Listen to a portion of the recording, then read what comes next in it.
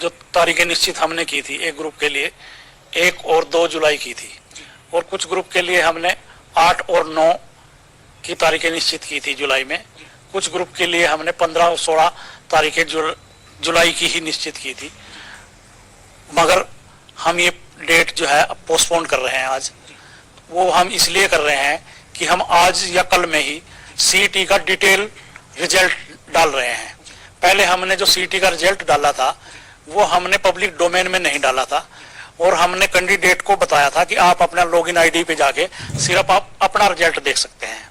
तो अब हमने, क्योंकि हमने ग्रुप वाइज कट ऑफ बतानी पड़ेगी, कैटेगरी वाइज बतानी पड़ेगी, तो कोई कैंडिडेट ये आरोप ना लगा दे कि इन्होंने किसी ऐसे कैंडिडेट को शॉर्ट लिस्टेड कर लिया है जिसके मार्क्स कम थे। तो इस आरोप से बचने के लिए आयोग ने ये निर्णय लिया है आज ही कि हम जो एग्जाम की तारीखें हैं उनको पीछे ले जा रहे हैं, पोस्टपोन कर रहे हैं। डिटेल रिजल्ट हम डाल रहे हैं आज, और कट ऑफ बताने के बाद ही हम जो है अगली परीक्षाओं की घोषणा करेंगे। खत्री साहब, ये तो आपकी जो ट्रांसपेरेंसी है उसका एक पार्ट हुआ, चूंकि आपने कहा कि कोई युवा आरोप ना लगा दे। युवा के आरोप से पहले ही आपकी जो ट्रांसपेरेंसी है उस लिहाज से भी सभी का रिजल्ट, डिटेल रिजल्ट सबके सामने होगा, तो कोई मुकदमा कोर्ट में नहीं जाएगा, कोर्ट में मुकदमेबाजी भी नहीं होगी, और युवाओं का जो स्थिति है वो भी क्लियर हो जाएगी। मतलब इसलिए ये फैसला लिया गया है। बिल्कुल बिल्कुल, आपने बिल्कुल सही कहा कि कोई कोर्ट में भी नहीं जाएगा, और ये आरोप भी नहीं लगाएगा कि पिक एंड चूज किया है। अब पब्लिक डोमेन में सारा रिजल्ट जानने से एक दूसरे का भी रिजल्ट पता होगा, और इसके साथ साथ हम उस रिजल्ट में सोशो इकोनॉमिक के नंबर जो कैंडिडेट ने क्लेम किए हैं वो भी बता रहे हैं सबको। तो कैंडिडेट को ये पता लग जाए कि दूसरे व्यक्ति ने झूठ बोल के सोशो इकोनॉमिक नंबर लिए हैं, या उसी को ये लगे कि मेरे ये नंबर जुड़ के आ रहे हैं जो मैंने फॉरगो कर लिए थे या विड्रॉल कर लिए थे। उस स्थिति में भी उसको मौका देंगे कि कल उसके ऊपर एफआईआर दर्ज ना हो फाल्स इन्फॉर्मेशन की, या हम उसको सिलेक्शन करने के बाद बाहर ना करें, ऐसी स्थिति ना हो। तो हम सब कुछ आज पब्लिक डोमेन में आज या कल में डालने जा रहे हैं। सर, आपने जो 1-2 जुलाई को, फिर 8-9 जुलाई को, 15-16 जुलाई को जो अलग अलग चरण में आपने कैटेगरी के हिसाब से एग्जाम देने की तैयारी की थी, अब आप इसको पोस्टपोन करें क्योंकि आप पूरा डिटेल रिजल्ट जो है वो डालने जा रहे हैं। तो इसके बाद सर फिर प्रोसेस कितना और ज्यादा लंबा हो जाएगा? मतलब कितने दिनों बाद आप ये परीक्षा ले पाएंगे? मतलब टेंटेटिव क्या उम्मीद करते हैं सर? तो अब हमारा जो शेड्यूल बनेगा वो लगभग 15 और 16 जुलाई के बाद ही बनेगा।